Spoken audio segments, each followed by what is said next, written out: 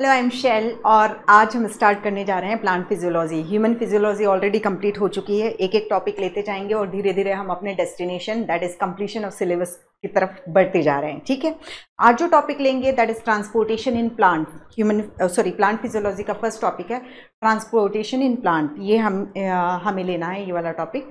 और सिंपल है, हमें मालूम है कि प्लांट्स जो होते हैं मल्टी सेलुलर होते हैं और रूट स्टेम लीफ इन सब चीज़ों में डिफ्रेंशिएट होते हैं। तो जब ये डिफ्रेंशिएशन हमें देखने को मिला है तो डेफिनेटली ये डिफ्रेंशिएट किए गए हैं, तो रूट को एक काम असाइन किया गया है, लीफ को एक काम असाइन किया गया है। अभी हम इन दो की बात करेंगे। लीफ फोटोसिंथेसिस करके जो फोटोसिंथेटिस प्रोड्यूस बनेगा उसको पूरी प्लांट बॉडी में डिस्ट्रीब्यूट करवाएगी, और जो रूट है वो मिनरल वाटर को एब्जॉर्ब करके पूरी प्लांट बॉडी को पहुंचाएगा। तो यहाँ पर यदि हम ट्रांसपोर्टेशन की बात करें तो क्या क्या चीज़ों का ट्रांसपोर्टेशन हम देखते हैं। मिनरल वाटर का ट्रांसपोर्टेशन देखते हैं, फोटोसिंथेटिक प्रोड्यूस जो बन रहा है दैट इज़ ग्लूकोज, जो कि फिर सुक्रोज में कन्वर्ट हो जाता है, सुक्रोज का ट्रांसपोर्टेशन देखेंगे। इसके अलावा दैट इज़ विटामिन्स हुआ, हार्मोन्स हुआ, ऑर्गेनिक सब्सटेंसेस का ट्रांसपोर्टेशन देखेंगे। अब यहाँ पर जब ट्रांसपोर्टेशन की बात करते हैं तो कहीं थोड़ी सी दूरी पे चलना है तो कहीं बहुत लंबी दूरी इन चीज़ों को तय करनी है, तो उस हिसाब से ट्रांसपोर्टेशन के टाइप में हम एक्टिव और पेसिव ट्रांसपोर्टेशन देखते हैं। पेसिव ट्रांसपोर्टेशन जो विदाउट एनर्जी, जहाँ हम एनर्जी नहीं लगाएंगे, प्रेशर की बात नहीं कर रहे हैं हम, ठीक है। पेसिव ट्रांसपोर्टेशन दैट इज़ जहाँ हम बायोलॉजिकल एनर्जी को खर्च नहीं करेंगे, जबकि एक्टिव ट्रांसपोर्टेशन जो होगा वो वहाँ पर हम एनर्जी को, मतलब प्लांट्स जो हैं वो energy expenditure that is energy को खर्च करके ये ट्रांसपोर्टेशन कराएंगे। ठीक है, तो कहीं शॉर्ट डिस्टेंस, मतलब कहीं हम देख रहे हैं कि एक सेल के अंदर ही ट्रांसपोर्टेशन हो रहा है दैट इज़ इंट्रासेलुलर ट्रांसपोर्टेशन हो रहा है, तो कहीं दो सेल के बीच में हो रहा है दैट इज़ इंटरसेलुलर ट्रांसपोर्टेशन हो रहा है, कहीं शॉर्ट डिस्टेंस हो रहा है मीन्स इंटरसेलुलर तो हमने बोला दो सेल्स के बीच, अब सेल्स से निकल करके कहीं और जा रहा है। जैसे ट्रांसपिरेशन में देखेंगे, वाष्पोत्सर्जन में हम देखेंगे कि सेल्स से वाटर वेपर निकल करके स्टोमेटल कैविटी तक जाती है या उससे बाहर निकल जाती है, तो ये शॉर्ट डिस्टेंस ट्रांसपोर्टेशन होगा। और फिर उसके बाद हम देखेंगे कुछ प्लांट 130 मीटर ऊंचे होते हैं, उनमें लॉन्ग डिस्टेंस ट्रांसपोर्टेशन होता है, तो वहाँ फिर दूसरी एक कॉन्सेप्ट अप्लाई करेंगे हम दैट इज़ मास फ्लो। ठीक है, तो intracellular transportation, intercellular transportation, short distance transportation, ये सारी चीज़ें हमें अभी देखनी है। अब जैसे अभी तक हम एक एक एनसीईआरटी की एक एक लाइन कर रहे थे क्योंकि ये बहुत लेंथी टॉपिक है। कॉन्सेप्ट हम पूरी कंप्लीट करेंगे और इसमें जो मतलब आपको समझाने के लिए जो लिखा हुआ है वो चीज़ें जो हम बात करते हुए लेते हैं। ठीक है, अब स्टार्ट करते हैं। दैट इज़ यही चीज़ बोल रहा है कि जब ट्रांसपोर्टेशन की बात होती है मिनरल न्यूट्रिएंट्स का, ऑर्गेनिक न्यूट्रिएंट्स का and plant growth regulator that is PGR, that is hormone का ट्रांसपोर्टेशन होता है। कुछ small distance, over small distance substance move by diffusion, जो थोड़ी सी डिस्टेंस है वहाँ पर हम डिफ्यूज़न देख लेंगे, साइटोप्लाज्मिक स्ट्रीमिंग देख लेंगे। अब यहाँ पर एक इंपॉर्टेंट चीज़ है, इसीलिए मैंने इस लाइन को इंटैक्ट रखा है कि साइटोप्लाज्मिक स्ट्रीमिंग जो है वो एक्टिव ट्रांसपोर्ट होती है। जब विदिन हम जो हाइड्रिला की लीव्स में cytoplasmic streaming, cytoplasmic movement that is streaming movement को देखते हैं तो वो एक्टिव ट्रांसपोर्ट होती है। ठीक है, तो मतलब intracellular transportation that is cytoplasmic movement that is streaming movement is supported by expenditure of energy that is active transport है वो। Transport over longer distance proceed through the vascular system. अब जब हमने अभी जस्ट बात की जैसे कि 130 मीटर ऊंचे प्लांट है तो वहाँ ये ट्रांसपोर्टेशन मिनरल वाटर का या फूड का ट्रांसलोकेशन जो होगा वो कैसे होगा, तो ये ट्रांसलोकेशन जो होता है वेस्कुलर टिश्यू के द्वारा होता है, और वेस्कुलर टिश्यू में जाइलम जो होता है मिनरल वाटर का ट्रांसपोर्टेशन करेगा एंड जाइलम सिर्फ अपवर्ड डायरेक्शन में करेगा, जबकि जो फ्लोएम जो होता है वो मल्टी डायरेक्शनल करेगा। सपोज यहाँ पर लीफ है और यहाँ पर स्टेम है और नीचे रूट है, तो इसको फूड ऊपर भी भेजना पड़ेगा और फूड जो है नीचे भी भेजना पड़ेगा। तो मल्टी डायरेक्शनल ट्रांसपोर्टेशन हम फ्लोएम में देखते हैं। तो ट्रांसलोकेशन जब वर्ड यूज़ कर रहे हैं तो long distance transportation through vascular tissue, तो हम उसके लिए ट्रांसलोकेशन वर्ड यूज़ करेंगे। ट्रांसलोकेशन वर्ड में हम मतलब अपने जब कभी भी ट्रांसलोकेशन वर्ड यूज़ कर रहे हैं तो जाइलम फ्लोएम की प्रेजेंस अपने आप ही मेंशन हो जाती है। An important aspect that need to be considered is the direction of transport. हम ये चीज़ देख चुके हैं, ठीक है, कि फ्लोएम जो है वो मल्टी डायरेक्शनल को शो करेगा। Organic and mineral nutrient however undergo multi directional transport. यहाँ पे इस लाइन को मैं भी लेती हूँ फिर से, ठीक है।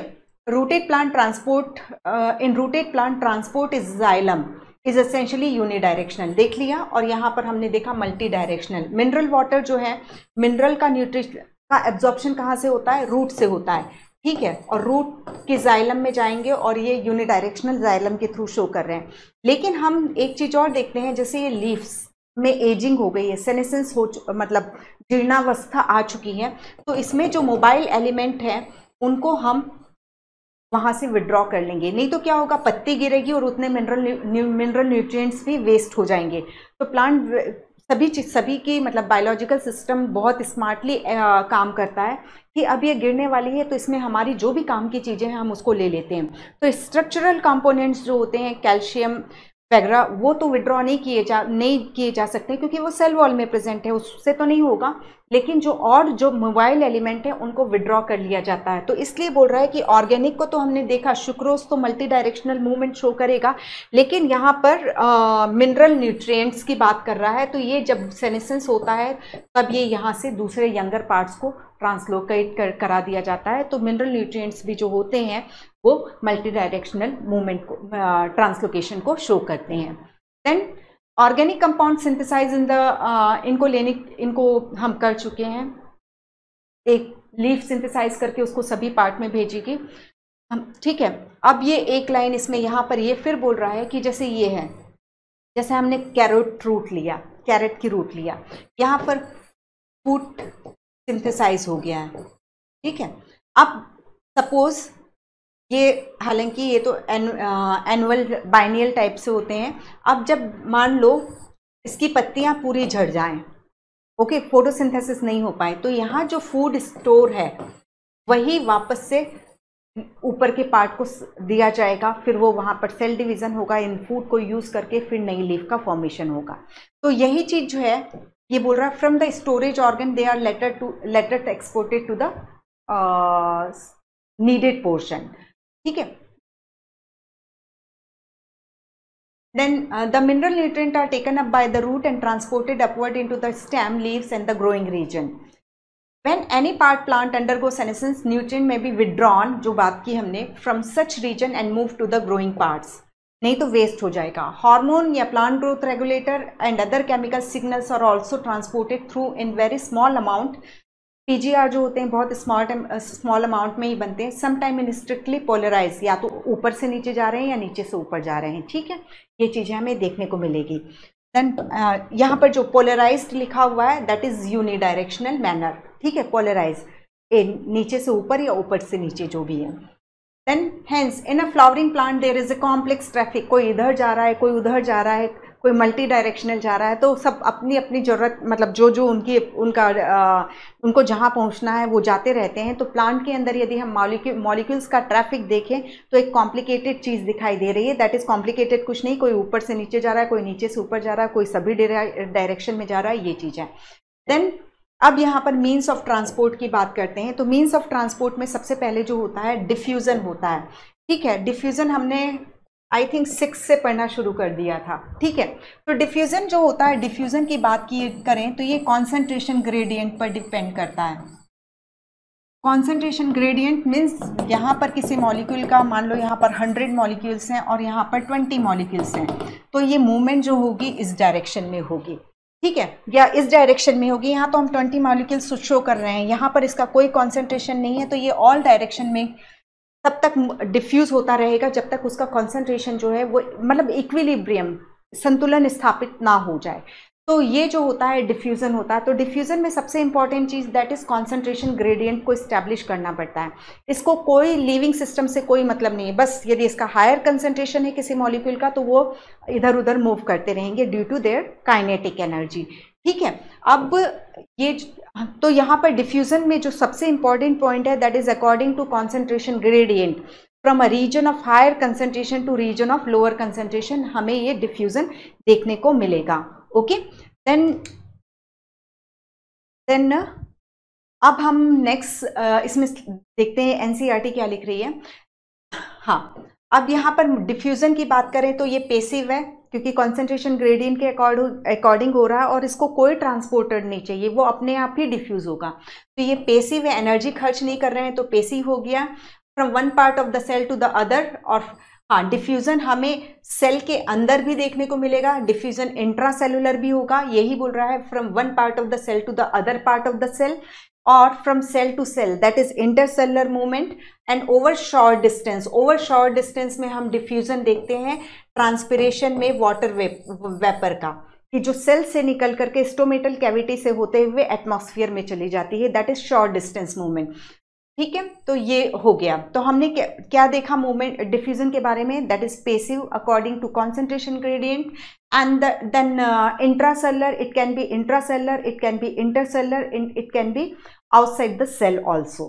ठीक है, देन एनर्जी एक्सपेंडिचर नहीं, पहले हम बोल चुके हैं इसको पेसिव है। In diffusion molecule move in a random fashion, तो रैंडम मूवमेंट है, and the net result being substance moving from a region of higher concentration to region of lower concentration. Then diffusion is a slow process, यहाँ कोई bus truck that is कोई transporter protein involve नहीं है, तो वो अपनी kinetic energy के according move हो रहे हैं। ठीक है, तो हमने देखा concentration gradient, passive, then slow and random movement of molecule, ये चीज हो गई। एंड स्लो प्रोसेस है, not dependent on a living system, इसको लिविंग सिस्टम में सेल मेम्ब्रेन का कोई प्रोटीन नहीं चाहिए, इसको कोई एटीपी नहीं चाहिए, तो ये लिविंग सिस्टम से इसका कोई लेना देना नहीं है। यदि कॉन्सेंट्रेशन हाई है तो वो मूवमेंट हमें देखने को मिलेगी ही।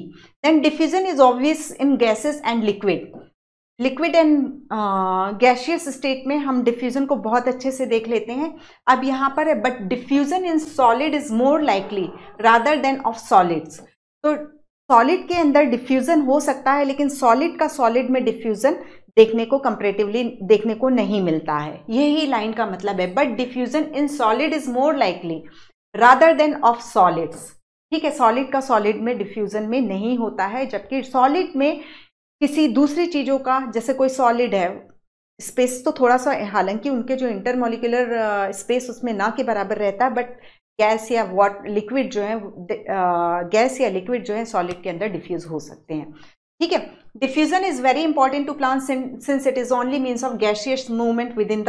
हाँ, अब हम भी अपने में देखते हैं कि ऑक्सीजन एंड कार्बन डाइऑक्साइड का जो एक्सचेंज हो रहा है वो पूरा की पूरा डिफ्यूजन पे, हम पार्शियल प्रेशर देखते हैं इसमें। ठीक है, तो वैसे ही प्लांट में भी गैसियस एक्सचेंज जो है इंटायरली डिपेंड करता है डिफ्यूजन पे। देन हाँ, अब यहाँ पर diffusion rates are affected by, मतलब रेट्स जब भी जुड़ जाता है तो टाइम वहां पर कंसिडर किया जाता है कि इतने मिनट में या इतने सेकंड में कितना डिफ्यूजन हुआ। जब कभी भी रेट जुड़ा, यानी आपको टाइम को भी उस प्रोसेस में टाइम के रिलेशन में क्या हो रहा है, क्या चेंजेस हो रहे हैं, वो चीज हो गई। ठीक है, तो यदि अब किस पे डिपेंड करती है, ग्रेडियंट ऑफ कॉन्सेंट्रेशन, जितना स्टीप कॉन्सेंट्रेशन ग्रेडियंट होगा, मतलब यहाँ बहुत ज्यादा मॉलिक्यूल है तो यहाँ से भग के दूसरी जगह में जल्दी से जाएंगे वो, तो और यदि इसका कॉन्सेंट्रेशन कम है तो ये मूवमेंट जो है वो कंपैरेटिवली कम दिखाई देगी।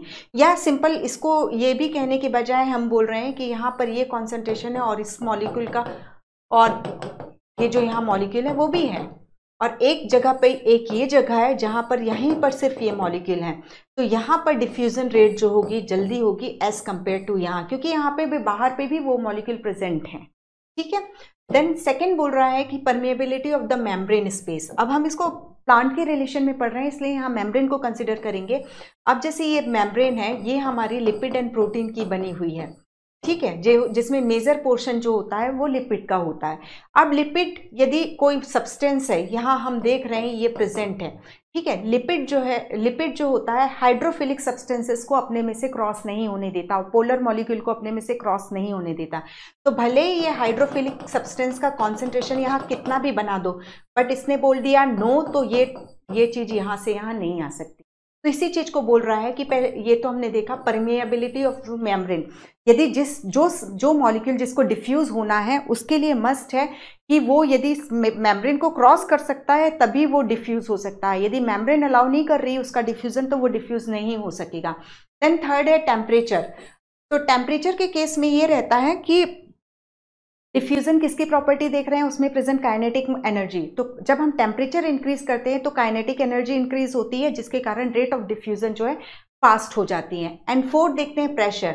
जब कभी भी हम प्रेशर इंक्रीज करते हैं तो फ्री एनर्जी इंक्रीज होती है और जिसके कारण जो है डिफ्यूजन रेट जो है इंक्रीज हो जाती है। देन साइज, डेंसिटी की बात करते हैं तो डेंसिटी का ये रहता है डिफ्यूजन इज इक्वल टू 1/√²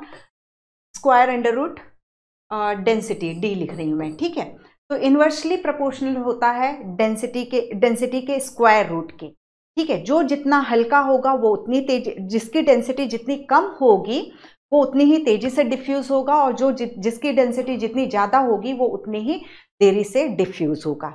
तो ये इतने पॉइंट्स यहाँ एनसीईआरटी ने दिए हैं। ग्रेडियंट जितना स्टीप होगा रेट ऑफ डिफ्यूजन उतना फास्ट होगा। परमेएबिलिटी, यदि सेल इम्परमिएबल है उस सब्सटेंस के लिए, उस डिफ्यूज होने वाले मॉलिक्यूल के लिए, तो बाहर कितना भी कॉन्सेंट्रेशन रेडी करके बैठे रहें उसको अंदर आने नहीं देगी। देन थर्ड हमने देखा टेम्परेचर इंक्रीज करने पर डिफ्यूजन रेट इंक्रीज हो जाती है और प्रेशर इंक्रीज करने पर भी डिफ्यूजन रेट इंक्रीज हो जाती है, ठीक है। एक टर्म पढ़ेंगे हम डिफ्यूजन प्रेशर डेफिसिट, जिसे हम सक्शन प्रेशर भी कहते हैं, जो आज की डेट में ये टर्म यूज नहीं किया जाता है प्लांट वाटर रिलेशन में। बट देखो डिफ्यूजन प्रेशर मतलब जिस प्रेशर से डिफ्यूज हो रहा है उसमें कमी आना, डेफिसिट यानी कमी आना, ठीक है। इस वर्ड को हम आगे डिस्कस करते हैं, ठीक है। देन ये डिफ्यूजन है, ये देखो यहाँ पर हायर कंसेंट्रेशन है, यहाँ पर लोअर कंसेंट्रेशन है। अभी हाई कंसेंट्रेशन से लो कंसेंट्रेशन की तरफ मॉलिक्यूल की मूवमेंट होगी, यहाँ से इस डायरेक्शन में होगी, और थोड़ी देर बाद देखेंगे तो मॉलिक्यूल का पूरे चैम्बर में कॉन्सेंट्रेशन इक्वल हो गया है, वो इक्विलिब्रियम में आ चुके हैं, ठीक है। और ये कॉन्सेंट्रेशन, ये डिफ्यूजन कब तक चलता है, जब तक इक्विलिब्रियम यानी उस एरिया में सभी जगह पर मॉलिक्यूल का कॉन्सेंट्रेशन इक्वल ना हो जाए। देन फैसिलिटेटेड डिफ्यूजन, जब फैसिलिटेटेड डिफ्यूजन की बात करते हैं तो अब सिंपल, अभी हमने देखा था परमिएबिलिटी की, पास तो नहीं हो रहा है, ठीक है। देखो ये मतलब है थोड़ा सा लंबा टॉपिक है और हम समझते हुए चलेंगे, ऐसा नहीं है। जहाँ उसको रिपीट करने की जरूरत होगी तो definitely I will go further, okay. तो यहाँ पर हमने देखा था दिस इज सेल मेम्ब्रेन, ठीक है, और मैंने आपको बताया था कि इसमें ये लिपिड की बाई लेयर प्रेजेंट होती है, ठीक है। अब लिपिड की बाई लेयर जो है किसको नहीं जाने दे रही है अपने से, हाइड्रोफिलिक सब्सटेंसेस को नहीं जाने दे रही है। वो किसको जाने देगी, क्योंकि इसकी ये जो टेल है वो हाइड्रोफोबिक होती है, जो हाइड्रोफिलिक सब्सटेंस की एंट्री को नहीं होने देती, ठीक है। अब सेल को तो कई सारी ऐसे हाइड्रोफिलिक सब्सटेंसेस या पोलर मॉलिक्यूल मेटाबॉलिज्म के लिए चाहिए, तो उनके लिए हम क्या करेंगे, उनके लिए हम किसी बस को इन्वॉल्व कर देंगे, ट्रांसपोर्टर इन्वॉल्व कर देंगे कि जो उनको यहाँ से लेकर के जाएगा और अंदर छोड़ के आएगा, ठीक है। तो फैसिलिटेटेड डिफ्यूजन, हमने जब डिफ्यूजन की बात की तो बायोलॉजिकल सिस्टम से उसको कोई लेना देना ही नहीं था डिफ्यूजन को, लेकिन जब हम फैसिलिटेटेड ट्रांसपोर्टेशन की बात करते हैं या फैसिलिटेटेड डिफ्यूजन की बात करते हैं तो ये किस मॉलिक्यूल्स के लिए रहता है, that is hydrophilic molecule, polar molecules के लिए रहेगा। क्योंकि क्या प्रॉब्लम है, लिपिड उनको जाने नहीं दे रही और सेल को वो चीज़ें चाहिए, हमें कैसे भी पहुंचाना है, तो हमने यहाँ पर प्रोटीन को बैठा दिया कि तुम इन हाइड्रोफिलिक सब्सटेंस को लेकर के अंदर जाओ, ठीक है।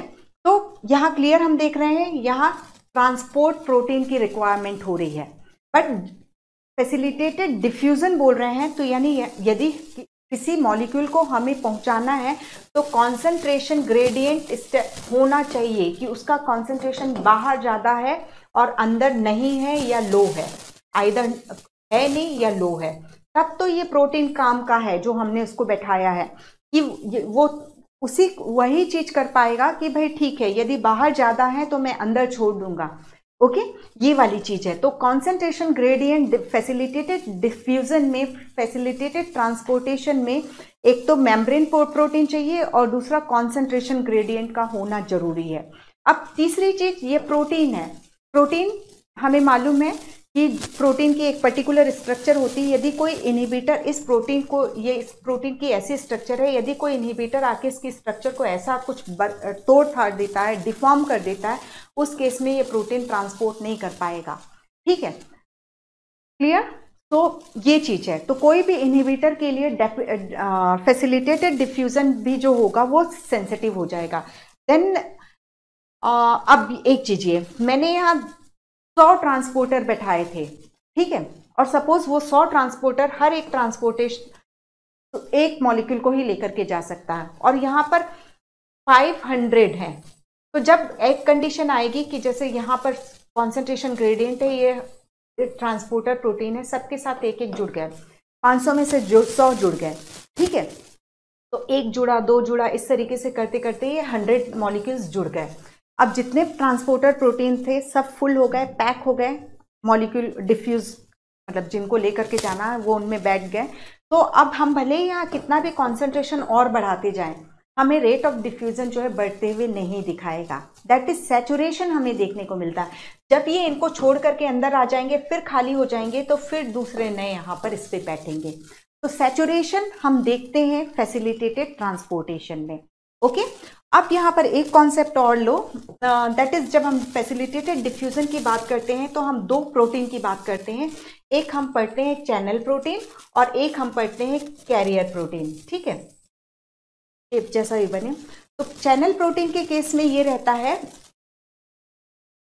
चैनल प्रोटीन के केस में ये रहेगा, ये चैनल प्रोटीन है, ठीक है, यहां से मॉलिक्यूल्स अंदर घुसेंगे और यहां से पास हो जाएंगे। ओके, जबकि जो ये चैनल है, ये चैनल प्रोटीन सिर्फ हमें फैसिलिटेटेड डिफ्यूजन में ही देखने को मिलेगा। दूसरा जो है कैरियर प्रोटीन, कैरियर प्रोटीन हम एक्टिव ट्रांसपोर्ट में भी देखेंगे इस प्रोटीन को। तो कैरियर प्रोटीन क्या रहेगा, दैट इज लाइक ये है, इस तरीके का शेप है।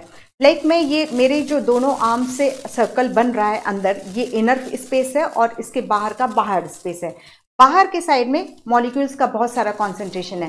तो ये जो कैरियर प्रोटीन होगा वो इस तरीके से ओपन है, इसने इसको मॉलिक्यूल को अंदर लिया और फिर इसका जो प्रोटीन का कन्फर्मेशनल, प्रोटीन में कन्फर्मेशनल चेंज होंगे और वो चेंज होकर के इस तरीके से हो जाएगा।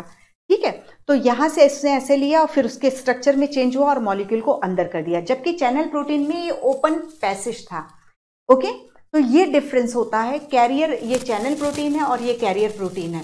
पहले पुरानी जो एनसीईआरटी थी उसमें एक गलती हो गई थी, उन्होंने उसको इस कैरियर प्रोटीन को इस तरीके से, ये मॉलिक्यूल अटैच हुआ और इसको फिर इसका शेप ऐसे बता दिया था।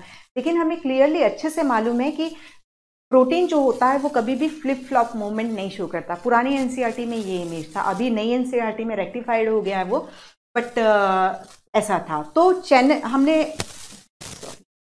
चैनल प्रोटीन में हमने देखा इस तरीके से टनल बना हुआ है, निकल गया, और इसमें हमने शेप का देखा कि शेप चेंज हो रहा है। ठीक है, वो ऐसे घूम के नहीं आ रहा, बल्कि इसमें कन्फर्मेशनल जो ऐसा था वो ऐसे हो गया। ठीक है, ये ऐसे था, इसने बाहर से मॉलिक्यूल को लिया, उस अपने से बाइंड किया, फिर उसके बाद ये इस तरीके से ओपन हो गया। तो कन्फर्मेशनल चेंजेस देखने को मिलते हैं कैरियर प्रोटीन में। अभी हाँ, अब ये जो चैनल प्रोटीन है ये जरूरी नहीं कि एनी टाइम खुला रहेगा, ये कुछ स्टिमुलस से इंड्यूस होकर के, मतलब मैनी टाइम्स ये क्लोज रहता है, कुछ स्टिमुलस इसको ओपन करने के लिए रिस्पॉन्सिबल होंगे। तो ये सारी चीजें हैं फैसिलिटेटेड डिफ्यूजन में। इसमें हम पढ़ते जाएंगे, एक पोरिन प्रोटीन पढ़ते हैं। तो पोरिन प्रोटीन जो होता है चैनल प्रोटीन होता है, उसमें हम एक्वापोरिन पढ़ते हैं। तो एक्वापोरिन एक मेम्ब्रेन ट्रांसपोर्ट है, ठीक है, मेम्ब्रेन ट्रांसपोर्ट प्रोटीन है जो 8 डिफरेंट टाइप के प्रोटीन से मिलकर के एक्वापोरिन बना होता है। ठीक है, एक्वापोरिन में 8 डिफरेंट टाइप के प्रोटीन्स हमें देखने को मिलेंगे ये। और एक्वापोरिन जो होती है, जो होता है वो वाटर की मूवमेंट के लिए रिस्पॉन्सिबल होता है। क्योंकि देखो, हमने क्लियरली देखा था कि ये लिपिड है, तो ये यहाँ सेल को कितना पानी चाहिए सबको ही मालूम है। प्रोटोप्लाज्म मेनली 90% जो है दैट इज वाटर होता है वो। तो यहाँ पर पानी बहुत ज़्यादा है, वाटर मॉलिक्यूल बहुत छोटे होते हैं, तो वो डिफ्यूज होते हैं, लेकिन जितनी तेजी से सेल को पानी चाहिए उतनी तेजी से वो लिपिड मेम्ब्रेन को क्रॉस नहीं कर सकते। तो एक्वापोरिन को बैठाया गया है जिसकी speed that is 30 billion water molecule को वो 1 सेकेंड में अंदर करा देता है।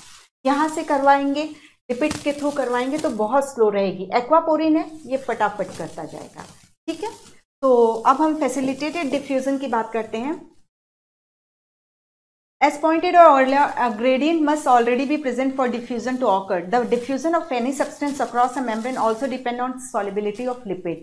ठीक है, वो हाइड्रोफिलिक जो भी सब्सटेंस जो लिपिड में सॉल्युबल है उनकी तो एंट्री को कहीं कोई प्रॉब्लम नहीं करेगी, बहुत पार्शियल है ये, लेकिन जो हाइड्रोफिलिक सब्सटेंसेस हैं उनको नहीं जाने देती। वाटर के लिए याद रखिएगा, वाटर लिपिड से भी डिफ्यूज होता है, लेकिन लिपिड के भरोसे यदि बैठ जाए सेल कि लिपिड हमें पानी पहुंचा देगा, छोटा मॉलिक्यूल है, क्रॉस होके आ जाएगा, तो उसको जो रिक्वायरमेंट है उसका पॉइंट में भी नहीं मिल पाएगा, इसलिए हमें एक्वापोरिन को सेल में बैठाना पड़ा है। ठीक है, then substance soluble in lipid diffuse through the membrane faster. ठीक है, क्लियर है, ये पॉइंट्स हैं, याद रखिएगा। कोई हाइड्रोफोबिक सब्सटेंस है, क्योंकि वो लिपिड में सॉल्युबल होता है तो उसके मेम्ब्रेन से ट्रांसपोर्टेशन बहुत फास्ट हो जाता है। Substances that have a hydrophilic moiety find it difficult to pass through the membrane. Their movement has to be facilitated.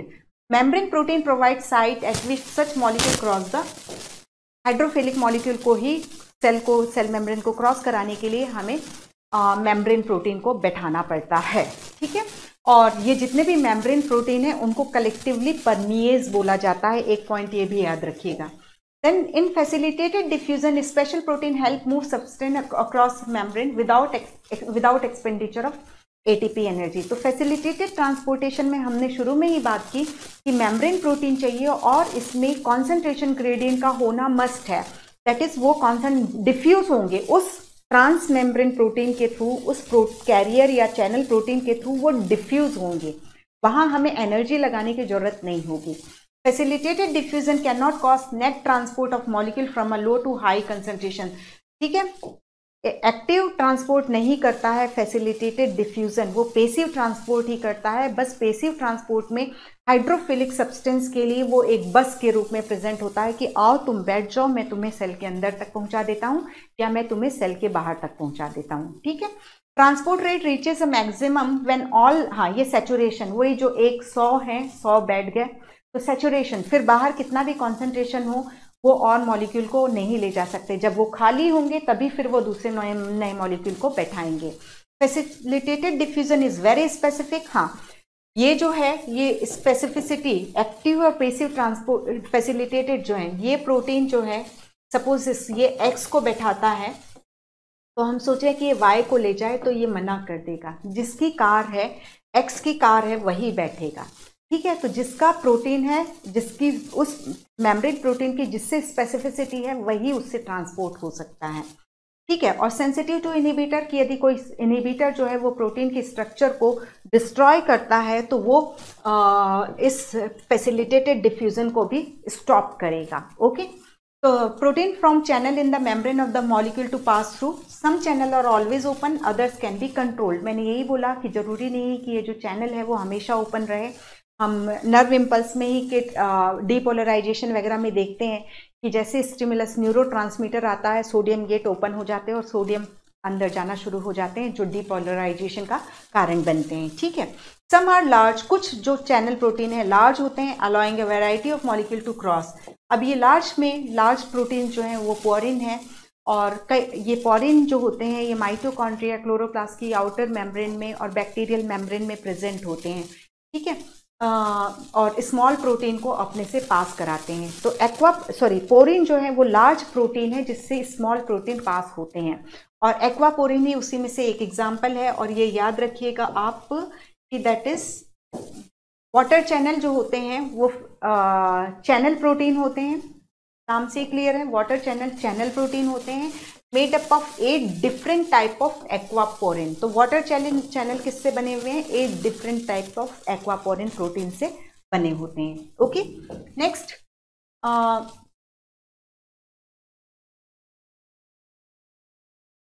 इसमें यही शो कर रहा है, देखो ये यहाँ बाइंड हुआ, ठीक है, ये चैनल प्रोटीन है। तो अंदर इसमें इमेजिन करो कि अंदर एक टनल है जिससे ये मॉलिक्यूल क्रॉस होकर के अंदर रिलीज कर दिया गया।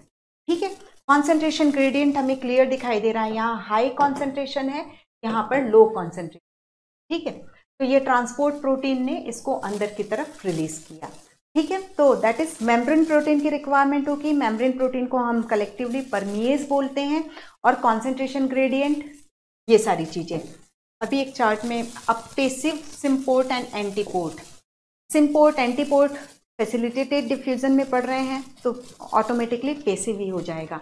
इसमें हम सीधे इमेज देखते हैं, ये 3 टाइप के ट्रांसपोर्ट देखते हैं। ये यूनिपोर्ट, इसमें ये मेम्ब्रेन प्रोटीन है, ये मेम्ब्रेन प्रोटीन ए को ले जा रहा है, अंदर छोड़ रहा है। ठीक है, अब जो एंटीपोर्ट होते हैं वो एक को अंदर लेकर के जाएंगे, स्पेसिफिसिटी है किसको अटैच करना है, लेकिन एट ए टाइम 2 को ट्रांसपोर्ट करा रहे हैं। ठीक है, देन इसके बाद सिम्पोर्ट में दोनों एक ही डायरेक्शन में मूव करते हैं। तो ये फैसिलिटेटेड डिफ्यूजन में हम यूनिपोर्ट, जहां पर एक मॉलिक्यूल की मूवमेंट दूसरे किसी भी मॉलिक्यूल से इंडिपेंडेंट है। एंटीपोर्ट, एक अंदर जाएगा एक बाहर जाएगा। सिम्पोर्ट, दोनों एक साथ अंदर जाएंगे एक साथ बाहर जाएंगे। ओके, तो ये हो गया। देन एक्टिव ट्रांसपोर्ट में यही चीज हो गई। हमने कैरियर प्रोटीन जो होंगे वो कैरियर प्रोटीन जो हमने इस तरीके के शेप की बात की थी, उसमें ये रहता है कि एटीपी यूज या एटीपी की रिक्वायरमेंट होगी। अब ये जब एक्टिव ट्रांसपोर्ट की बात करते हैं तो एक्टिव ट्रांसपोर्ट के केस में अपहिल ट्रांसपोर्ट बोलते हैं हम। तो अब अपहिल ट्रांसपोर्ट क्या होता है, that is against the concentration gradient. ठीक है, सिंपल है, यहाँ 100 है और यहाँ 10 है, हमें 10 से 100 की ओर भेजना है। तो अगेंस्ट द कॉन्सेंट्रेशन ग्रेडियंट है, अगेंस्ट द एनर्जी ग्रेडियंट हो रहा है। तो उस केस में क्या करेंगे हम, जब इनकी एनर्जी को इंक्रीज करेंगे तब ये यहाँ पर से वहाँ ट्रांसपोर्ट होंगे। एक्टिव ट्रांसपोर्ट के लिए हमें मेम्ब्रेन प्रोटीन की रिक्वायरमेंट होती है। जैसे हम फैसिलिटेटेड डिफ्यूजन में देखा, वैसे एक्टिव ट्रांसपोर्ट में प्रोटीन की रिक्वायरमेंट होगी। और यहाँ जो प्रोटीन है दैट इज ये प्रोटीन हो जाएगा कैरियर प्रोटीन। ठीक है, अब जैसे ये है, ये शेप है, यहाँ हमने इसको फॉस्फोराइलेट किया। ठीक है, पी अटैच कर दिया, फॉस्फोराइलेट कर दिया। फॉस्फोराइलेट कैसे करेंगे, एटीपी ब्रेक डाउन होगा एडीपी एंड आईपी में। ठीक है, फॉस्फोराइलेट किया तो ये फिर इसमें चेंज होगा और ये अपना तो against the concentration gradient substance को लेकर के जाएगा। ठीक है, तो यहाँ एक्टिव ट्रांसपोर्ट की बात करते हैं तो ये एक्टिव ट्रांसपोर्ट की बात करते हैं तो मेम्ब्रेन प्रोटीन चाहिए। देन मेम्ब्रेन प्रोटीन में हम देख रहे हैं कैरियर प्रोटीन हो गया। देन दूसरा एटीपी को खर्च करना पड़ेगा। तीसरा अगेंस्ट द कॉन्सेंट्रेशन ग्रेडियंट है, जिसे हम अपहिल ट्रांसपोर्ट कहते हैं। डिफ्यूजन और फैसिलिटेटेड ट्रांसपोर्ट में हमने जो देखा वो डाउनहिल ग्रेडियंट था। ठीक है, डाउनहिल ट्रांसपोर्टेशन था। देन अब ये भी प्रोटीन इन्वॉल्व है, तो जो भी इनहिबिटर प्रोटीन की स्ट्रक्चर को डिस्ट्रॉय करेंगे वो एक्टिव ट्रांसपोर्ट को भी डिस्ट्रॉय करेंगे। जो एटीपी की सिंथेसिस को स्टॉप करेंगे वो एक्टिव ट्रांसपोर्ट को भी स्टॉप करेंगे। और इसके अलावा इसमें सैचुरेशन देखने को मिलेगा, सेंसिटिविटी इनहिबिटर के अगेंस्ट देखने को मिलेगी, और स्पेसिफिसिटी हमें देखने को मिलेगी। जिसकी कार है वही जाएगा, ये वाली बात यहाँ पे भी लगेगी। ठीक है, देन पंप्स, जब कभी भी हम सोडियम पोटेशियम पंप की बात करते हैं, सोडियम पोटेशियम पंप हमने कहाँ पढ़ा है, that is again nerve impulse की बात। जब रिपोलराइजेशन होता है तो बाहर पोटेशियम होता है, सेल के अंदर सोडियम होता है, तो बाहर से 2 सोडियम को अंदर लाया जाता है और 3 सोडियम को बाहर किया जाता है। तो ये जो भी हैं, इन सब सोडियम पंप्स जो होते हैं, pump are protein that uses energy. Pump term जब यूज करेंगे तो वो एक्टिव ट्रांसपोर्ट के लिए ही यूज होता है। Pumps are protein that use energy to carry substance across the cell membrane. These pump can transport substance from a low concentration to a region of high concentration, that they are doing uphill transportation. Okay, then transport rate reaches a maximum, वही चीज है, saturation देखने को मिलेगा। Like enzyme, the carrier protein is very specific. Specificity हमने facilitated diffusion में भी देखी कि जिसकी कार है वही जाएगा, वही बात है ये। This protein are sensitive to inhibitor. Protein की स्ट्रक्चर यदि डिफॉर्म हो रही है मेम्ब्रेन प्रोटीन की, तो वो मेम्ब्रेन प्रोटीन की स्ट्रक्चर यदि डिफॉर्म हो रही है किसी इनहिबिटर के कारण, तो वो ट्रांसपोर्टेशन को भी अफेक्ट करती है। ओके, अब ये एक कंपैरिजन है, ये बहुत अच्छा सा चार्ट दिया है एनसीईआरटी ने। पता नहीं, मैं एनसीईआरटी की सीरियसली मुझे बहुत अच्छी लगती है ये बुक, और मैं इतने बार पढ़ चुकी हूँ, लेकिन जब कभी भी पढ़ूँ ना तो मुझे एक कुछ ना कुछ उसमें और समझने के लिए मिल ही जाता है। ठीक है, तो इसलिए कभी भी एनसीईआरटी के इम्पोर्टेंस को, मतलब जब आप एकदम मास्टर टू मास्टर हो जाए एनसीईआरटी के लिए, तब हम एनसीईआरटी में कुछ नहीं है बोलें तो समझ में आता है। ठीक है, तो अब यहाँ पर हम देखते हैं property require special membrane protein. अब सबसे पहले ये सिंपल डिफ्यूजन, ये फैसिलिटेटेड डिफ्यूजन एंड ये एक्टिव ट्रांसपोर्ट है। तो यहाँ पर रिक्वायर सिंपल डिफ्यूजन में हमें नहीं चाहिए था कुछ भी, वो लिविंग सिस्टम में किसी भी तरीके से डिपेंडेंट नहीं थी, ना ही उसको उनका मेम्ब्रेन प्रोटीन चाहिए था, ना ही उनकी एनर्जी चाहिए थी। जबकि हम देख रहे हैं मेम्ब्रेन प्रोटीन हमें फैसिलिटेटेड और एक्टिव ट्रांसपोर्ट में हमें चाहिए ही चाहिए।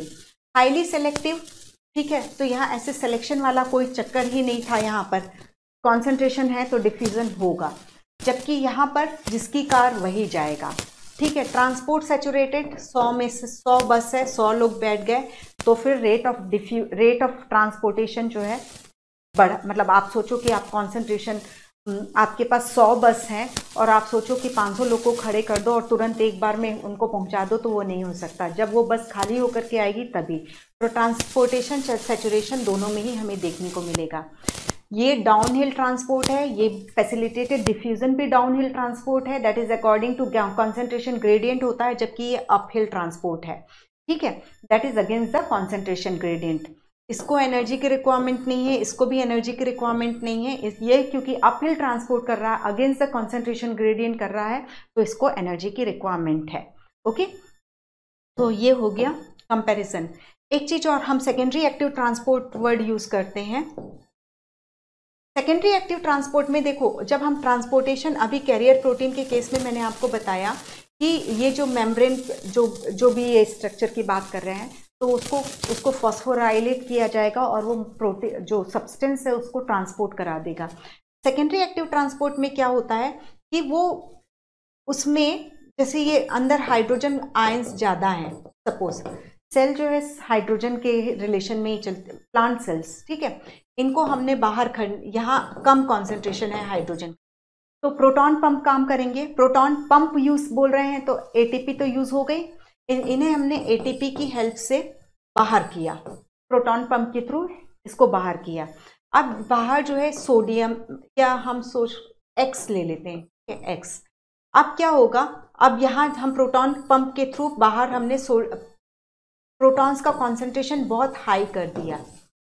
एनर्जी कहाँ यूज की हमने, प्रोटॉन पंप में यूज की। अब इसका प्रोटॉन का बाहर सेल के बाहर आउट एक्स्ट्रा सेलर एनवायरनमेंट में प्रोटॉन का कॉन्सेंट्रेशन हो गया है, तो वो फिर डिफ्यूज होगा, और जब वो डिफ्यूज होगा तो एक को, सपोज एक्स सब्सटेंस को वो अंदर लेकर के जा रहा है। ठीक है, तो इसमें कहाँ एनर्जी कहाँ यूज हुई, इसके ट्रांसपोर्टेशन में नहीं यूज हो रही है। वो क्या कर रहे हैं, ये प्रोटॉन को बाहर भेज के प्रोटॉन का हाई कंसंट्रेशन किया, तो इनको बाहर भेजने में हमने एटीपी यूज किया, और फिर इलेक्ट्रोकेमिकल ग्रेडियंट इस्टेब्लिश हुआ, जो फिर उसके अंदर के मतलब यहाँ पर इस वाली जगह पर हम एटीपी यूज नहीं कर रहे हैं, डायरेक्ट एटीपी यहाँ इसके एक्स के ट्रांसपोर्टेशन में यूज नहीं करा रहे हैं। हम कहाँ यूज कराए, हमने प्रोटॉन पंप में एनर्जी यूज की। तो जब डायरेक्टली एनर्जी यूज नहीं होती है सब्सटेंस के ट्रांसपोर्टेशन में, बल्कि ये एनर्जी यूज होती है एक इलेक्ट्रोकेमिकल ग्रेडियंट, इलेक्ट्रो चार्जेस में डिफरेंस, केमिकल सब्सटेंस स्टैब्लिश करने में, तो वो कहलाता है secondary active transport. Okay, then comparison हो चुका था प्लांट वाटर रिलेशन। ठीक है, अब वाटर की इंपॉर्टेंस क्लियर है। प्रोटोप्लाज्म क्या है, पानी है, उसमें कुछ सॉल्यूट्स वगैरह डिजोल्व हैं, तो और जो भी मेटाबॉलिज्म होना है उसके लिए एक बेस प्रोवाइड कराता है, और वो सिंपल सा रीज़न ये है, सेल में मैक्सिमम पानी क्यों है, क्योंकि सेल जो बनी है, मतलब जो लाइफ बनी है, वो पानी से ही, एक्वस मीडियम में ही लाइफ की स्टार्टिंग हुई थी, समुद्र से चालू हुआ था। ठीक है, एक्चुअली जो सी वाटर है, जो उसका जो कॉन्सेंट्रेशन होता है, ऑलमोस्ट सेल का भी, प्रोटोप्लाज्म का भी कॉन्सेंट्रेशन सिमिलर ही होता है। ठीक है, water is essential for all physiological activity of the plant and play a very important role in all living organism. हे, माफ कीजिए बीच में डिस्टर्ब करने के लिए। तो कैसा लगा आपको ये लेक्चर? अच्छा लगा तो चलो चैनल सब्सक्राइब करते हैं और बेल आइकन प्रेस करते हैं। औरों तक पहुंचाने में हमारी मदद कीजिए, शेयर कीजिए और सब्सक्राइब कीजिए, क्योंकि बायोमेंटर्स आपका अपना परिवार है। बाय बाय, चलो कंटिन्यू करते हैं।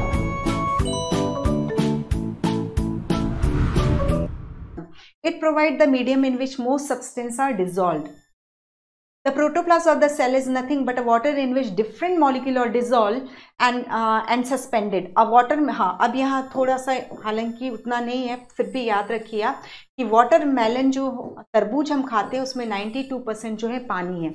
यदि हम कोई हर्बेशियस प्लांट को सुखाएं, हर्बेशियस प्लांट का वेट करें, वो 100 kg था और उसको सुखाने के बाद उसका वेट लें तो वो 10 से 15 kg ही बचता है।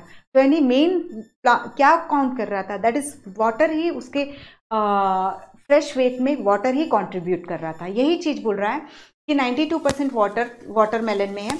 Most herbaceous plant have only about 10 to 15% of its fresh weight as dry matter. ठीक है। Then of course distribution of water within a plant varies. Woody part होंगे उसमें वाटर कम होगा। जो हर्बेशियस हैं जैसे पैरेन्काइमा सेल्स हैं उनमें वाटर का अमाउंट ज़्यादा होगा। वुड जाइलम्स में पानी का अमाउंट कम होता है। सॉफ्ट पार्ट में पानी ज़्यादा होगा, वुडी पार्ट में या हार्ड पार्ट में पानी कम होगा। सीड में अपीयर, हाँ, अब सीड जो है वो ड्राई दिखता है, लेकिन ये ड्राई बोलते हैं, लेकिन उसमें कुछ अमाउंट में वाटर प्रेजेंट होता है। और मतलब सिंपल सा है, एक जो फ्रेश सीड है, एक मटर का बीज बना है, वो उसमें बहुत वाटर है। धीरे धीरे वो सीड ड्राई होता जाएगा, उसका वाटर अमाउंट जो है डिक्रीज होता जाएगा। इसलिए कराना पड़ता है क्योंकि सीड जो है वो नेक्स्ट सीजन का वेट करता है। हम तो अपने खाने के लिए यूज़ कर लेते हैं, वो हमारा पर्पस है, लेकिन प्लांट की लाइफ का, प्लांट के हिसाब से सोचो तो उसने पानी में, सीड में पानी इसलिए कम कर दिया कि उससे अभी मेटाबॉलिक एक्टिविटी को एकदम स्लो डाउन करके रखना है। यदि नहीं करेगा तो वो मेटाबॉलिक एक्टिविटी होगी, जो भी उसने स्टोर किया वो पूरा की पूरा खत्म हो जाएगा। फूड आइदर एंडोस्पर्म में स्टोर हो चाहे स्कॉटिलीडन में स्टोर हो। उसको ये करना है कि जब मैं जर्मिनेट होऊंगा तब तुरंत पत्ते में कोई फोटोसिंथेसिस करने वाला नहीं होगा, तो सीडलिंग जो ग्रो करेगा उसको फूड कौन देगा, आइदर एंडोस्पर्म या कॉटिलीडन। तो इनको बचा करके रखना है, तो वो उसको डॉर्मेंसी में लेकर के चला जाता है कि पानी का अमाउंट एकदम कम कर दो। पानी का अमाउंट कम हो गया तो मेटाबॉलिज्म अपने आप ही बहुत स्लो डाउन हो चुका रहता है, और जिससे कि ये एंडोस्पर्म या जो कॉटिलीडन में फूड स्टोर है वो वैसे की वैसा इंटैक्ट रहेगा। तो जब वो जर्मिनेट होगा तो इन फूड को यूज़ करेगा अपने सीडलिंग के डेवलपमेंट में। ठीक है। टेरेस्ट्रियल, अब यहाँ पर प्लांट वाटर रिलेशनशिप में देखो कि टेरेस्ट्रियल प्लांट जो होते हैं बहुत ज़्यादा पानी को एब्जॉर्ब करते हैं, लेकिन इतनी मेहनत करते हैं, 100 लीटर पानी सपोज एब्जॉर्ब किया तो 99 लीटर वो ट्रांसपिरेशन की प्रोसेस में इवेपोरेट कर देंगे। केवल 1% जो है वो अपने मेटाबॉलिज्म में खर्च करते हैं। ठीक है।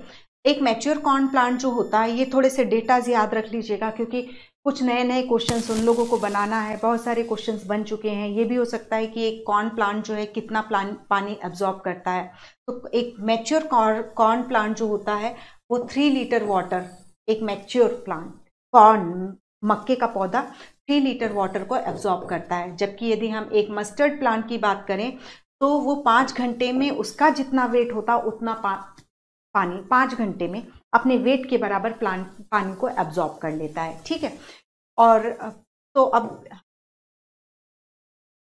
हिसाब लगा लो को पानी की कितनी रिक्वायरमेंट है और पानी की कितनी इंपॉर्टेंस है। तो जहाँ पानी होगा वहीं पौधे ग्रो कर पाते हैं।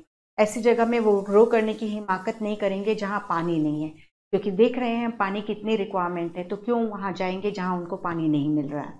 यही चीज़ है। Then water potential. अब ये कॉन्सेप्ट जो है वाटर पोटेंशियल, इसको हम पहले समझते हैं। Okay.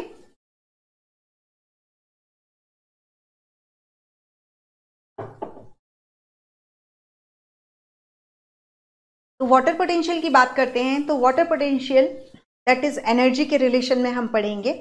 Water potential that is potential energy of water. एक वाटर में जो उसकी पोटेंशियल एनर्जी होती है वो उसका वाटर पोटेंशियल कहलाती है। सिंपल इसके एग्जांपल में हमेशा हम देखते हैं कि एक डैम है और जो उसका रिजर्वायर होता है वहाँ उसको पानी को स्टोर करके रखा जाता है, तो वो उसकी पोटेंशियल एनर्जी को रिलीज करता है। जैसे ही डैम के गेट ओपन किए जाते हैं, पानी ग्रेविटी के इफेक्ट में फ्लो होना शुरू होता है, दैट इज उसकी पोटेंशियल एनर्जी जो है वो काइनेटिक एनर्जी में चेंज हो जाती है।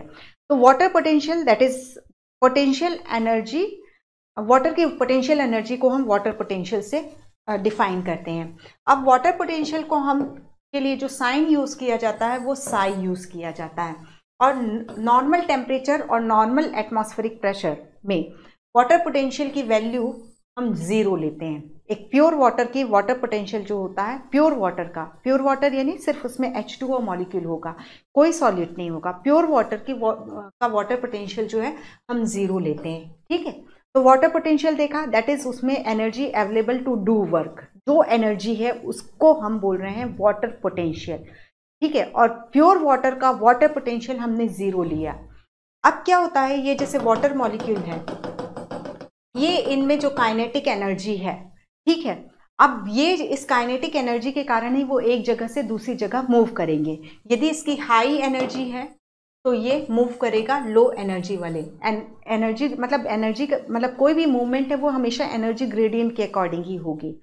अब हम यहाँ पर 100 वाटर मॉलिक्यूल थे, ठीक है, मैंने इसमें 25 सॉल्यूट्स डिजोल्व किए, बोल रही हूँ मैं, तो इसमें से बिल्कुल एक simple explanation point of view से ले रही हूँ, तो 75 + 25 लिया, तो ये 25 वाटर मॉलिक्यूल इसके साथ बाइंड हो गए, सॉल्यूट के साथ बाइंड हो गए।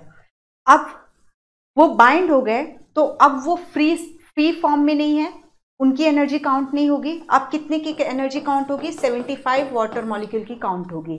तो यहाँ प्योर वाटर, दैट इज उसमें 100 मॉलिक्यूल लिया हमने H2O का, और ये उतना पानी अभी भी उतना ही है, लेकिन हमने उसमें क्या किया, सॉलिड डिसॉल्व करके सॉल्यूशन बनाया।